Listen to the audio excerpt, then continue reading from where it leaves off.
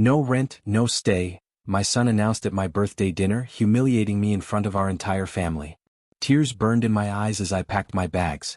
Little did he know that the next day I would do something that would change both our lives forever. Before watching full story, comment below from where you watching, also like and subscribe for more emotional tales. The living room fell silent. Everyone froze as if time itself had stopped. My son's words hung in the air like a dark cloud, heavy and threatening. No rent, no stay, Robert said, his voice cold and sharp. I'm tired of carrying you, Mom. You've been living here for 8 months without paying a penny. I stood there, my hands shaking, looking at the faces of my family gathered for what was supposed to be a celebration of my 65th birthday. My daughter-in-law Sarah stared at the floor, uncomfortable but silent. My 2 grandchildren Alex and Emily looked confused and scared. My daughter Rebecca sat on the couch, her mouth open in shock. The birthday cake on the coffee table, with its unlit candles, seemed to mock me now. Robert, please, I whispered, my voice barely audible. I've explained my situation. The medical bills after your father died took everything. I'm still waiting for the insurance too. Enough excuses. He slammed his hand on the table, making the cake plates rattle. I have my own family to think about. This house isn't big enough for all of us if you're not contributing. Tears burned my eyes, but I refused to let them fall. Not here. Not now. I had spent 30 years of my life raising this man, working 2 jobs when his father was laid off, skipping meals so he could have enough to eat, staying up late to help with his homework, cheering at every football game. And now, in front of everyone I loved, he was throwing me out like I was nothing. You have until tomorrow to figure something out, he said, turning away from me. I'm sorry, but that's how it has to be. The room remained silent as I walked slowly to my small bedroom in the back of the house. I closed the door gently behind me, sat on the edge of the bed, and finally allowed myself to cry. That night I couldn't sleep. I stared at the ceiling, thinking about how my life had come to this point. Just 2 years ago, everything had been different. My husband James and I had our own home, modest but ours. We had savings, plans for retirement, dreams of traveling. Then came James's diagnosis. Cancer. Aggressive and merciless. Within 6 months he was gone, and with him went our savings, our home, and my sense of security. With nowhere else to go, Robert had offered his home. Stay as long as you need, Mom, he had said back then, his arm around my shoulders. We're family. Family. The word echoed in my mind as I lay there in the darkness. What had changed? Was it the strain of having another person in their home? Was it financial pressure? Or had this coldness always been there, hidden beneath the surface? I thought of my own mother, how I had cared for her in her final years without a second thought. It was what you did for family. It was what I had taught my children, or thought I had taught them. As the first light of dawn filtered through the curtains, I made a decision. I would not beg. I would not stay where I wasn't wanted. But I also wouldn't leave without showing my son what he had become. I picked up my phone and made a call. Martha? It's Helen. Yes, I know it's early. I need your help. Martha had been my best friend for 40 years. We had survived divorces, hers, death, my husband, and countless life crises together. She was also a real estate agent. I need to buy a house today, I said. Yes, today. Martha was silent for a moment before asking, Helen, what's going on? I explained what had happened the night before, my voice breaking several times despite my efforts to remain calm. That little? Martha caught herself. I never would have expected this from Robert. He always seemed like such a good boy. He was, I replied, feeling a fresh wave of pain. That's what makes this harder. But Helen, buying a house? Do you even have the money for that? I took a deep breath. James had a life insurance policy. The company finally settled last week after disputing it for over a year. I was going to tell the family at my birthday dinner, but, well, Robert spoke first. How much are we talking about? Martha asked. Enough, I said simply. And I know exactly which house I want to buy. I spent the morning packing my few belongings into 2 suitcases. No one in the house spoke to me. Robert had left early for work, Sarah was busy with household chores, and the children had been told to give me space. At noon, Martha picked me up. No one asked where I was going. Are you absolutely sure about this? Martha asked as we drove away. I watched my son's house disappear in the side mirror. I've never been more sure of anything in my life. We drove across town to a quiet neighborhood with tree-lined streets. The houses here were older but well-maintained, each with its own character. We stopped in front of a 2-story colonial painted pale yellow with white trim. It's still on the market, Martha said. The owners moved out last month. They're eager to sell. I gazed at the house, feeling a strange mix of emotions. It's perfect. Martha frowned. Helen, I know you're upset, but this is a major decision. Maybe you should take some time to. I don't have time, I cut in. And I've made up my mind. 3 hours later, after a flurry of phone calls, paperwork, and a very surprised bank manager, I made an all-cash offer for the full asking price. By the end of the business day, it was accepted. The fastest closing I've ever handled, Martha said, shaking her head in disbelief as she handed me the keys. The house is yours. I clutched the keys tightly, feeling their weight in my palm. Now for phase 2. The next morning, I asked Martha to drive me back to Robert's house. I had purposely left a few items behind. Photo albums, James's watch, a small box of keepsakes. Do you want me to come in with you? Martha asked as we parked outside. I shook my head. This is something I need to do alone. Sarah answered the door, surprise flickering across her face. Oh, Helen, we didn't expect you back so soon. I left a few things, I explained, keeping my voice neutral. Is Robert home? He's in his office working. Should I get him? Yes, please. And could you gather the children? I'd like to say a proper goodbye. Sarah hesitated but nodded and disappeared inside. I stepped into the foyer, feeling suddenly like a visitor in a place where I had lived for the past 8 months. Robert appeared, looking tired and slightly annoyed. Mom, I thought we were clear about. I'm not staying, I interrupted. I've come to collect my remaining belongings and to give you something. Emily and Alex came downstairs, followed by Sarah. Emily, only 7, ran to hug me. Grandma, where did you go? Are you coming back to live with us? The innocent question broke my heart. I bent down to her level. No, sweetheart. Grandma has a new home now. Already? Robert asked, his eyebrows raising in surprise. I straightened up and faced my son. Yes, Robert. Yesterday, after you told me I couldn't stay here without paying rent, in front of the entire family on my birthday, I went out and bought a house. His mouth fell open. You, what? Oh, you said you were broke. I never said I was broke, I corrected him. I said my savings were gone because of your father's medical bills. What I didn't get to tell you because you were too busy throwing me out, was that your father's life insurance finally paid out last week. Sarah gasped. Robert's face paled. I was going to use that money to help you and Rebecca, I continued. Your father and I had planned to give you both a portion to help with the grandchildren's education.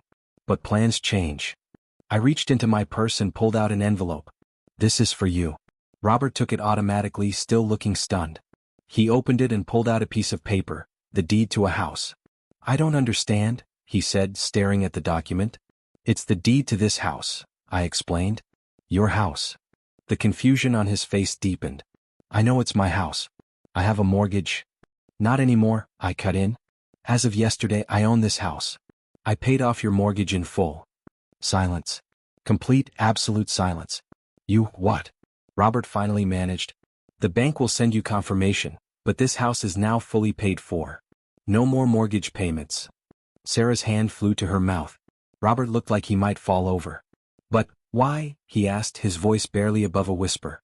I looked at my son, really looked at him, searching for the boy I had raised. Because despite everything, you're still my son and I love you. But more importantly, because I want you to remember something every single day for the rest of your life. I stepped closer to him. I want you to remember that the mother you kicked out when she was at her lowest point, the mother who wasn't contributing enough, is the same mother who made sure you would never have to worry about a roof over your head again. Tears welled in Robert's eyes. Mom, I'm not finished, I said quietly. I bought this house for you, but I also bought another house for myself. It's smaller, but it's mine, and you're all welcome to visit, if you call first. And Robert? Yes, he whispered, tears now streaming down his face. No rent required. I bent down to hug my grandchildren one more time, nodded to Sarah, and walked toward the door. As I reached for the handle, Robert's voice stopped me. Mom, please, he choked out. I'm so sorry. I didn't mean. I was stressed about money and the mortgage and... He broke off, sobbing now. Please don't leave like this. We can fix this. I turned back to look at my son, my heart both breaking and hardening at the same time. Some things once said can't be unsaid, Robert. But that doesn't mean they can't be forgiven, eventually. Will you forgive me? He asked, his voice small like the child he once was. I'm working on it, I answered honestly. Love doesn't disappear overnight, even when it's wounded. but trust takes longer to heal. The next few weeks were quiet in my new home. Martha helped me furnish it with basics, and slowly I began to make it my own. I planted flowers in the front yard, bought curtains for the windows, and hung James's photographs on the walls. Rebecca visited often, bringing her children with her. She was still angry with her brother, but I encouraged her to maintain the relationship for the sake of the family. "How could he do that to you?" she asked during one visit, still incredulous. "People say hurtful things when they're afraid," I told her. "Robert was afraid of financial ruin and he lashed out.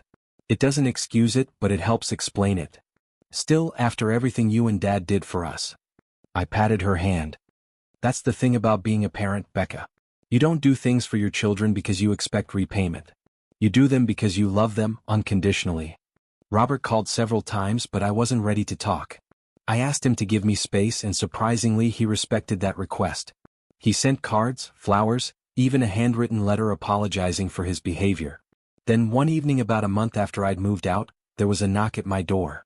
I opened it to find Robert standing there, alone, looking nervous and clutching a small package.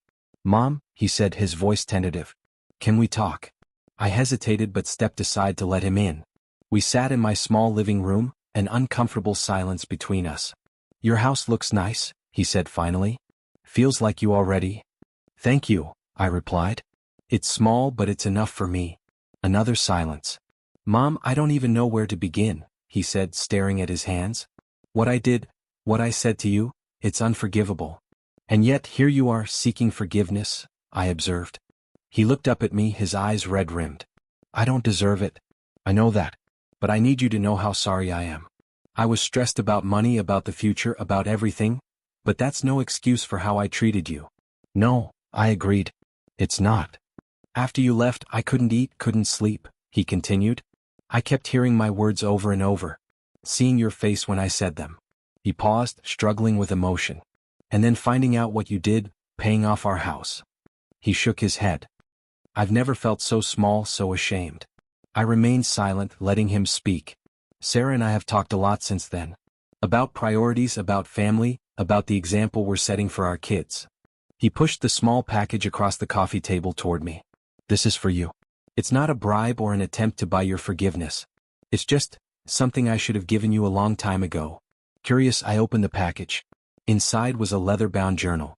I opened it to find Robert's handwriting filling the pages. "It's a gratitude journal," he explained. "Every day since you left, I've been writing down memories of things you did for me growing up. Things I took for granted. The time you worked double shifts to buy me a computer for college. The way you never missed a single game even when you were exhausted. How you taught me to tie my shoes and ride a bike and be a decent human being." His voice broke. "I thought if I wrote it all down, maybe I'd understand just how much I owe you, not in money but in love." I flipped through the pages, tears blurring my vision as I read random entries. Age 8. Mom stayed up all night making my dinosaur costume for the school play after the one I bought ripped. Age 16. Mom defended me to Principal Harris when I was wrongfully accused of cheating, even though she was terrified of confrontation. Age 23. Mom sold her jewelry to help with my first apartment security deposit. Each memory was a piece of our shared history, moments I had almost forgotten but had shaped both our lives. "I can never repay you," Robert said quietly. "Not for raising me, not for the house, not for any of it. But I can promise you this. I will spend the rest of my life trying to be the son you deserve. And I will never, ever take you for granted again." I closed the journal and finally looked at my son. Really looked at him. Behind the adult face, I could still see the little boy who once clung to my leg on the first day of kindergarten, terrified to let go. "Do you know why I bought your house, Robert?" I asked softly. He shook his head. "Not to shame you, though I know it did. Not to make some grand gesture, though it turned out that way." I reached out and took his hand. "I did it because that's what mothers do. We provide shelter for our children in whatever way we can whenever they need it. It's what I've always done from the moment you were born." A sob escaped him, and suddenly he was on his knees beside my chair, his head in my lap like he used to do as a child when he was hurt or scared. I stroked his hair as he cried. "I'm so sorry, Mom," he kept saying. "So sorry." "I know," I said. "I know you are." We stayed like that for a long time, the weight of words said and unsaid between us, the path to healing visible but still stretching ahead. Finally, Robert looked up at me. "Will you come for dinner on Sunday? The kids miss you terribly. Sarah too. We all do. I thought about it for a moment. Yes, I decided. But I'll bring dessert. And Robert? Yes, Mom? I'm bringing Martha too. She's family now. He smiled through his tears. Of course she is. Any friend of yours is welcome in our home. Always. As he left that evening, I stood in the doorway watching him walk to his car. He turned back once, waved and called out, "I love you, Mom." "I love you too," I called back. And I meant it.